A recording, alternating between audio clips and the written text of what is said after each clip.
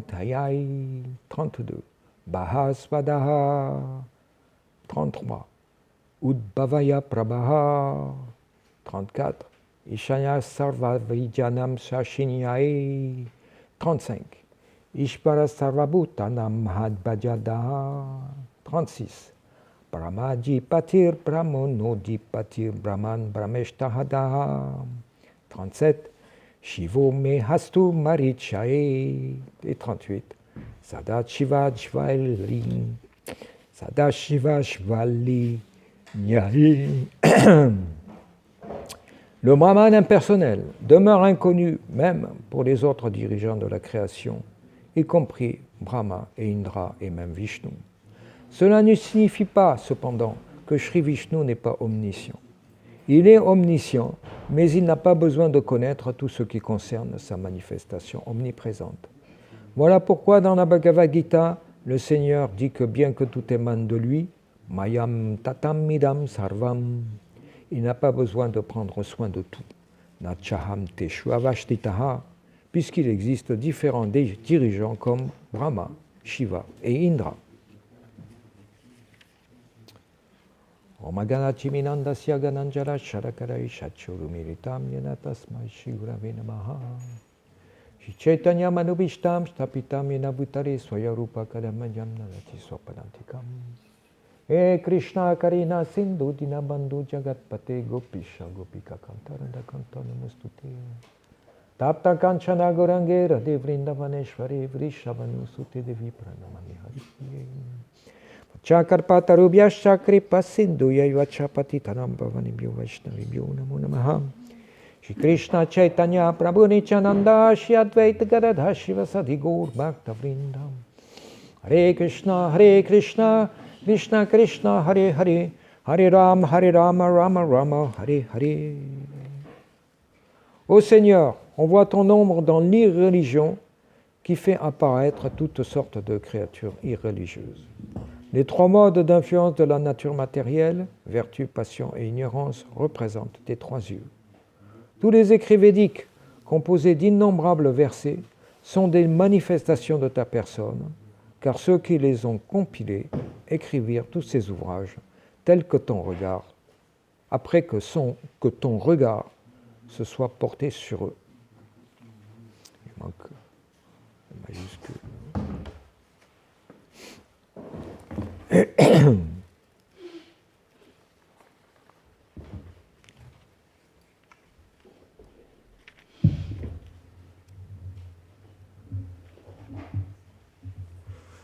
Donc là, ce sont des prières chantées plus spécifiquement par les Prajapati.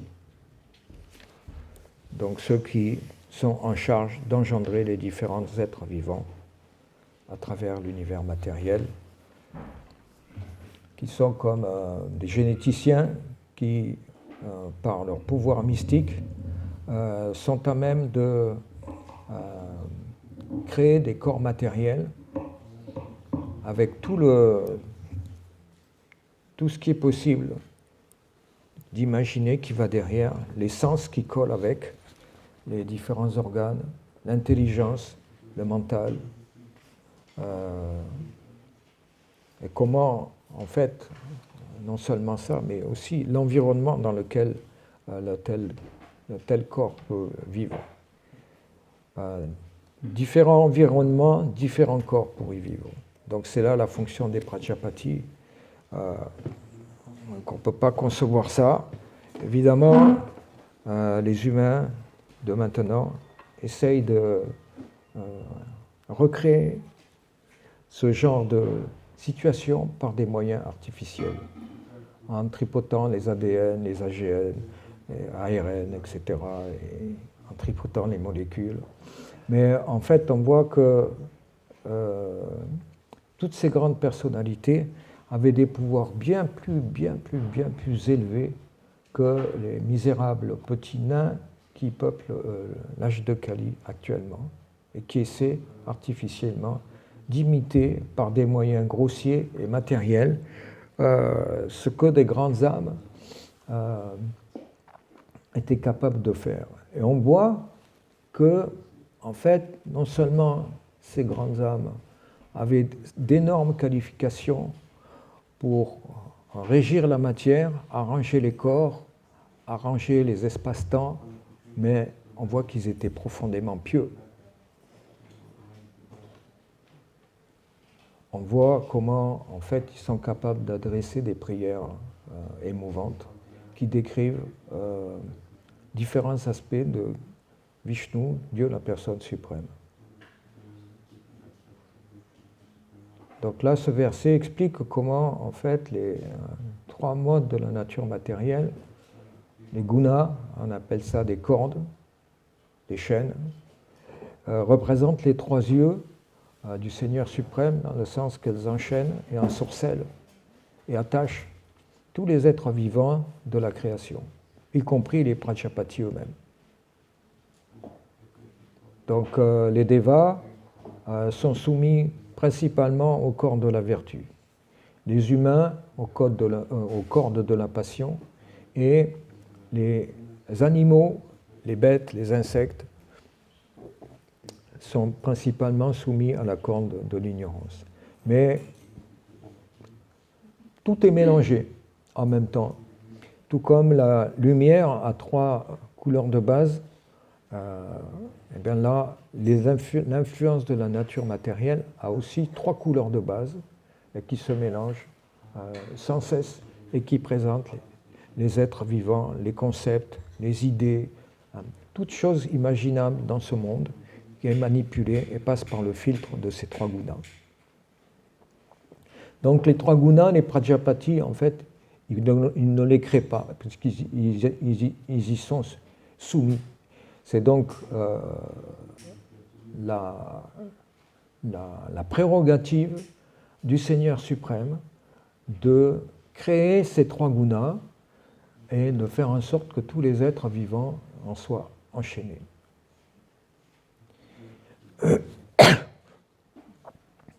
En même temps, dans la Bhagavad Gita, Krishna explique à Arjuna qu'il faut s'élever au-delà des trois gunas. Trigunya Vishaya Veda Nishtrigunya Bhavarjuna. Élève-toi au-delà des trois gunas et échappe au langage fleuri des Védas qui principalement traite de ces trois gunas, de ces trois influences. Donc on peut comprendre que la grande partie des écritures védiques explique comment profiter au mieux de ces trois gunas. Et donc explique à ceux qui sont dans l'ignorance, en gros, comment s'élever à un niveau supérieur. Ceux qui sont dans la passion, comment s'élever à un niveau supérieur de la vertu. Et ceux qui sont dans la vertu, s'élever à un niveau plus élevé dans la vertu, et éventuellement, parce qu'en général ça concerne un tout petit pourcentage de la population, qu'on peut s'élever au niveau de la pure vertu. Donc dans la Bhagavad Gita, donc, qui est destinée principalement aux bhaktas et aux amis de Krishna, comme Krishna dit à Arjuna, Bhakto sime sakacheti, parce que tu es mon ami et mon dévot, mon bhakta, eh bien je te révèle ce secret le plus intime qui est caché derrière la Bhagavad Gita. Donc ceux qui ne sont pas des bhaktas, ils vont comprendre certaines choses qui sont données par Krishna dans la Bhagavad Gita, mais ils ne vont pas tout comprendre. Donc notamment, ils ne vont pas comprendre la personnalité de Krishna. Donc la personnalité de Krishna, on en fait référence indirectement au verset qui suit, qui parle abondamment du Brahman impersonnel, le Brahma Jyoti, qui transcende les influences matérielles de la vertu, de la passion et de l'ignorance, et donc qui fait quelque part partie du monde spirituel, mais qui est en même temps la zone entre le monde matériel et le vrai monde spirituel avec sa variété et les qualifications que ça sous-entend, c'est-à-dire d'avoir développé de la dévotion. Donc, dans le Srimad Bhagavatam, il est expliqué que Vadanti tadva vidas tadvam yajjanam advayam brahmeti paramepeti bhagavaniti shabdyati. C'est expliqué que donc la vérité absolue peut être appréciée par les transcendants, les spiritualistes avancés, qui appellent cette transcendance des noms de Brahman, Paramatma ou Bhagavan.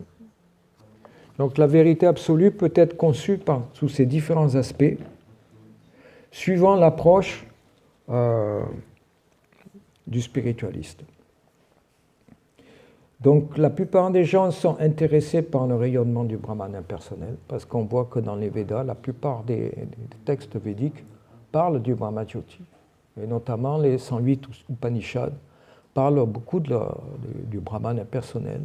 Et seules quelques-unes effleurent le sujet et expliquent que, comme la Shri Upanishad l'explique, qu'au-delà du Brahman impersonnel se trouve le visage caché du Seigneur suprême, qui ne se dévoile pas à tout le monde, mais qui se dévoile à ceux qui sont bhakto et sakha, c'est-à-dire qui sont des bhaktas et des amis de Krishna, donc qui ont développé une relation personnelle avec Krishna. Donc il y a toujours eu dans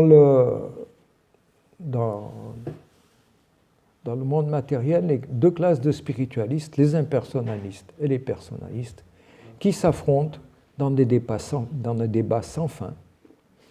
Et donc Krishna a conçu et inspiré des grands sages.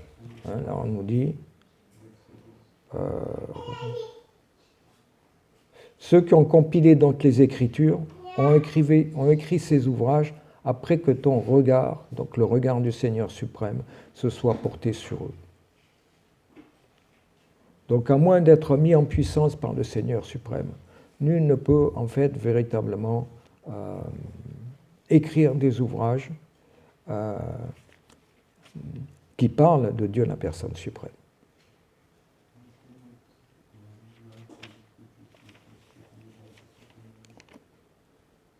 Donc ça nous amène à ce divertissement où quand un reporter demandait à Srila Prabhupada comment vous écrivez ces livres, et Krishna et Srila Prabhupada de dire Krishna me dicte, c'est tout. J'écris. Ça semble que j'écrive, mais c'est lui qui me fait écrire. Alors le reporter était assez interloqué. Donc il a essayé de poser la question d'une autre manière, mais Prabhupada lui a expliqué, non, Krishna, il me parle, il me dit, et j'écris. Donc on voit là, qu'on dans ce verset, tous les écrits védiques composés d'innombrables versets sont des émanations de ta personne. Car ceux qui les ont compilés écrivirent tous ces ouvrages après que ton regard, le regard du Seigneur suprême, se soit porté sur eux.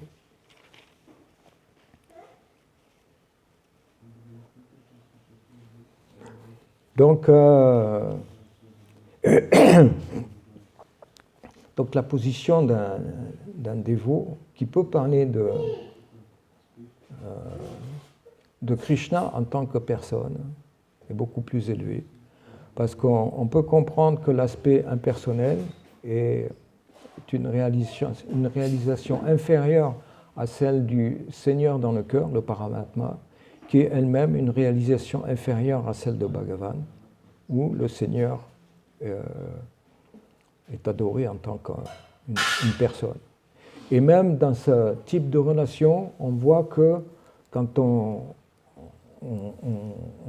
affine en fait les recherches sur la compréhension de la relation avec Bhagavan, eh bien on voit qu'il y a les relations neutres, il y a les relations de service, les relations amicales, parentales et amoureuses.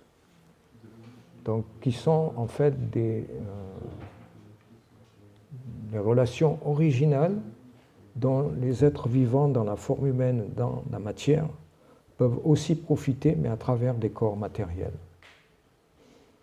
C'est-à-dire que ça sous-entend que, en fait, toutes ces relations que l'on échange et qui donnent du goût à la vie, entre amis, époux, subalternes, services, parents, etc. Ces relations existent dans le monde spirituel, mais elles sont tournées vers le Seigneur suprême et elles sont éternelles. Elles ne sont pas conditionnelles et éphémères comme elles le sont dans le monde matériel, parce que, évidemment, tout est éphémère. Le corps l'est, toutes les relations, elles ont un début et elles ont une fin. On ne peut pas l'éviter. Donc, dans le monde spirituel, ces relations existent et c'est elles qui donnent du goût à Krishna dans ses relations avec son dévot. Krishna apprécie les échanges et les sentiments qui naissent des situations qu'il arrange, des divertissements qu'il arrange. Il goûte ces sentiments d'adoration spirituelle qui se teintent. Donc dans les écrits des Goswamis, on voit que différentes teintes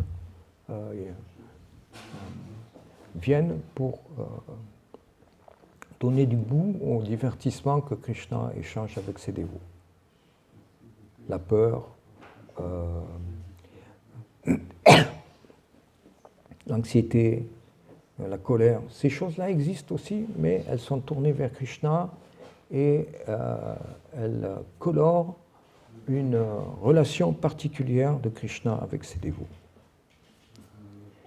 C'est pourquoi on peut parler que Krishna est une personne, nous sommes des personnes, Krishna aussi est une personne. On n'échange pas d'amour avec, on dit Dieu est amour, mais l'amour au niveau spirituel est bien différent de l'amour au niveau matériel. Mais quand même, ça donne une idée, alors qu'avec une énergie ou un concept impersonnel, il n'est pas question d'amour. Donc certes, la félicité dans le Brahma Jyoti, elle n'est pas niée, elle existe, et elle est bien supérieure aux joies de ceux qui habitent dans les planètes édéniques, mais elle est sans variété, elle est due à l'appréciation de l'éternité que l'on a des choses et à la connaissance de toutes choses, mais pas une connaissance totale, parce qu'on ne connaît pas le nectar des pieds par les lotus de Krishna. Donc on ne peut pas appeler ça vraiment de l'ignorance, mais c'est une connaissance qui est partielle, tout comme et donc la réalisation du Brahma Jyoti qui en découle est donc partielle elle aussi. Donc l'exemple qui est souvent donné, c'est celui de l'étudiant qui étudie le Soleil à travers son rayonnement impersonnel, cosmique, dans tout l'univers. Celui qui est plus sérieux va s'intéresser à la planète du Soleil, et celui qui est beaucoup plus sérieux, mais c'est beaucoup plus difficile, va essayer de développer une relation avec le Déva du Soleil. Et c'est clair que quelqu'un qui a développé une relation avec le Déva du Soleil ne s'intéresse pas à étudier le rayonnement impersonnel du Soleil dans tout l'univers, ou ce qui se passe sur la planète du Soleil l'intéresse beaucoup moins. Ce qui l'intéresse, c'est la personnalité, l'échange.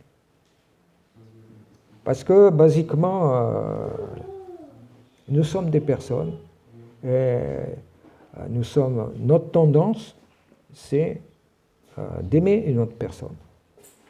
Notre potentiel est là. Et donc, Srila Prabhupada explique que la libération de ceux qui atteignent le Brahma Jyoti, elle n'est pas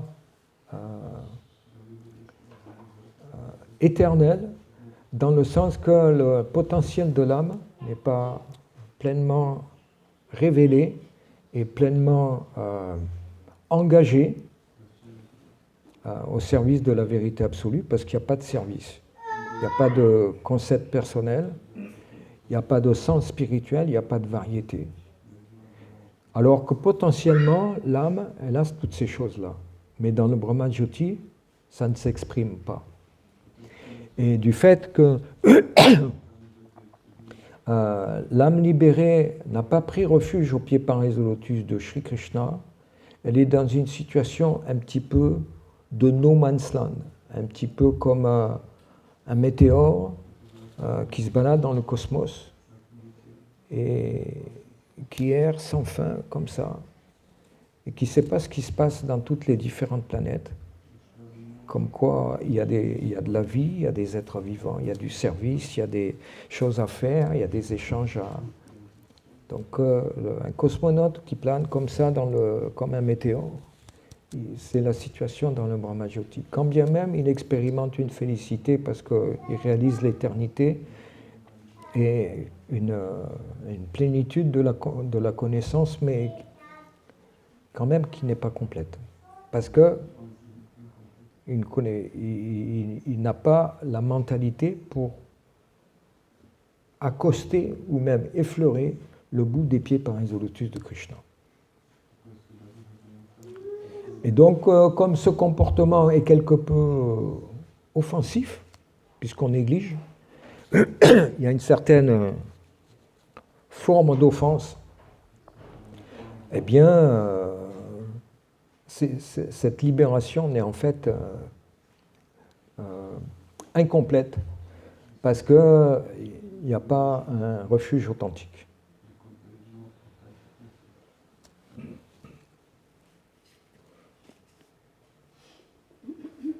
Donc là, Srila Prabhupada explique donc dans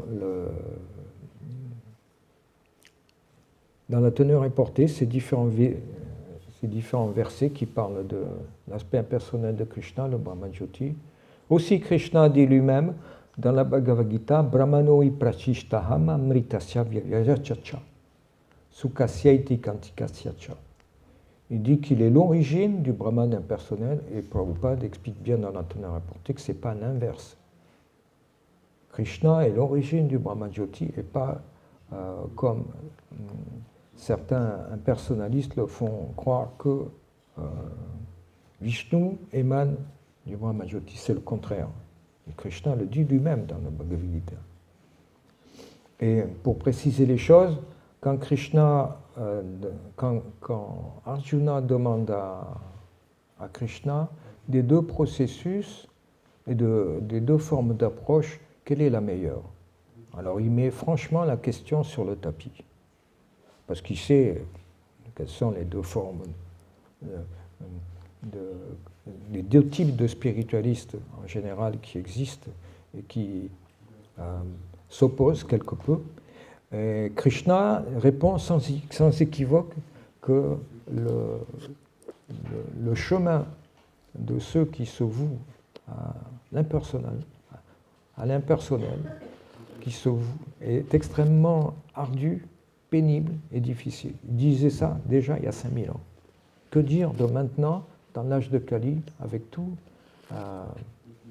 toutes les choses qui ont été mises dans le mental, de par notre conditionnement et de le fait qu'on a touché la matière avant d'être dévot profondément et longtemps. Krishna dit résolument et clairement, sans qu'il soit possible d'en douter, que la meilleure voie pour l'être incarné, c'est le service de dévotion. D'accéder au service de dévotion.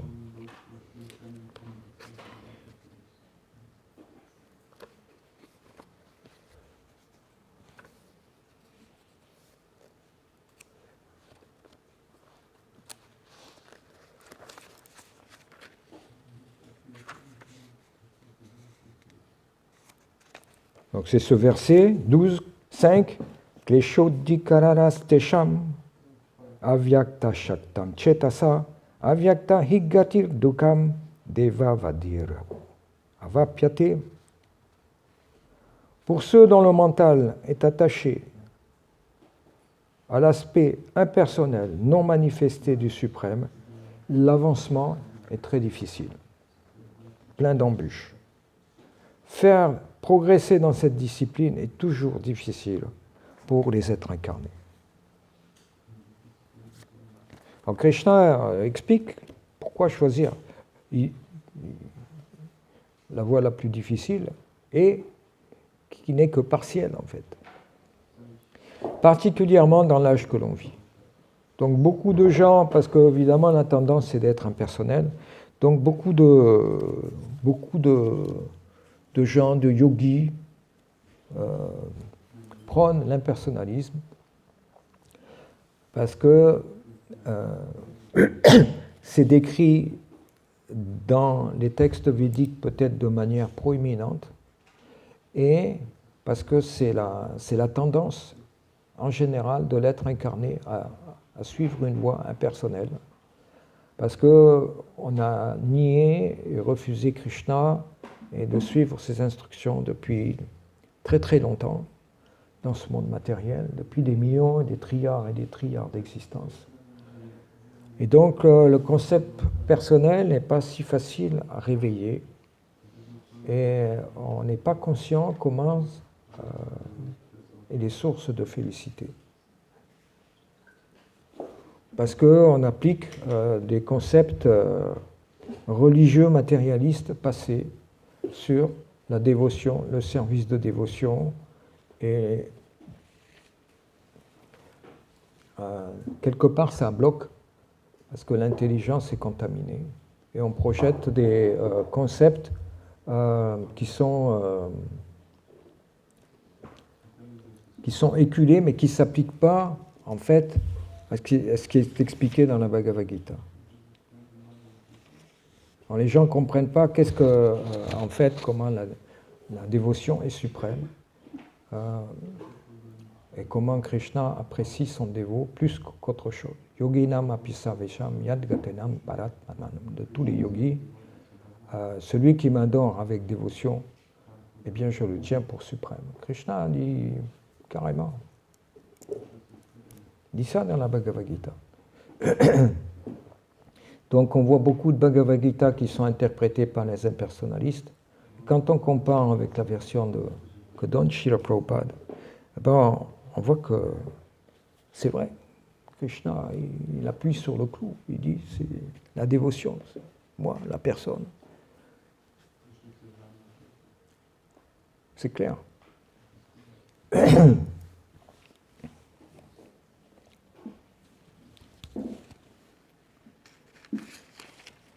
Donc, il y a peut-être des questions, des commentaires par rapport à ce verset.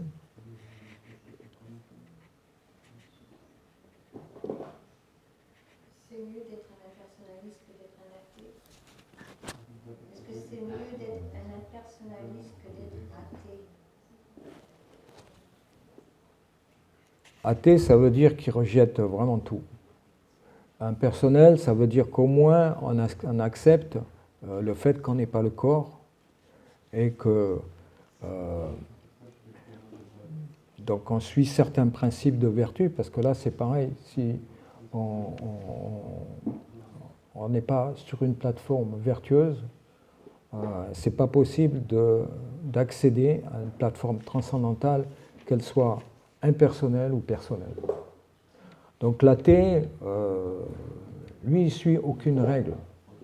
Il pense qu'il n'y a que cette vie qui compte, et donc il faut en profiter au maximum.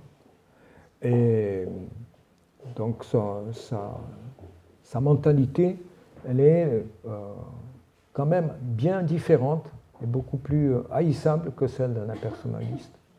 Parce que pour lui, la matière, c'est le but, c'est améliorer les conditions du corps dans la matière.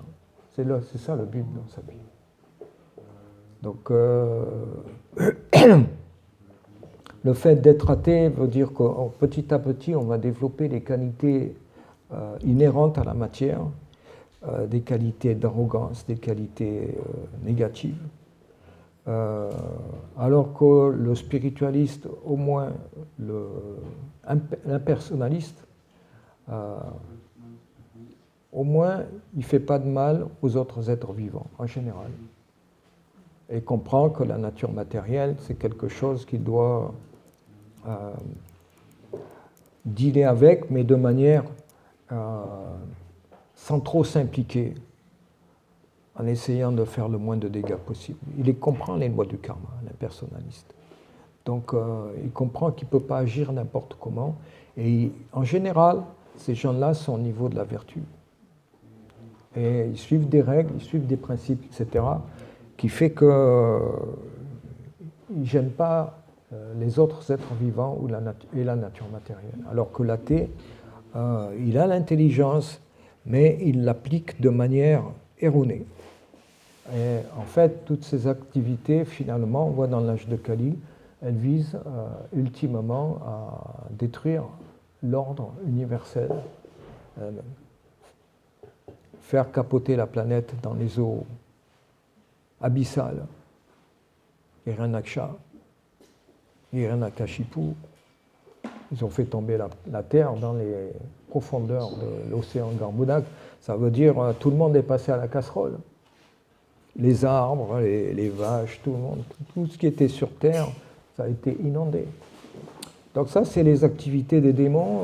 Ils font des choses qui finalement mettent en danger la planète Terre, tous les habitants, les êtres vivants qui y habitent, et qui dérangent l'ordre cosmique. Au moins, l'impersonnaliste, il ne fait pas ça. Peut-être d'autres questions, d'autres commentaires?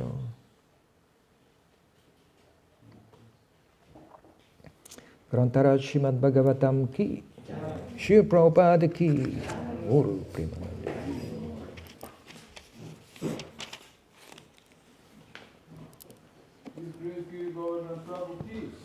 Krishna.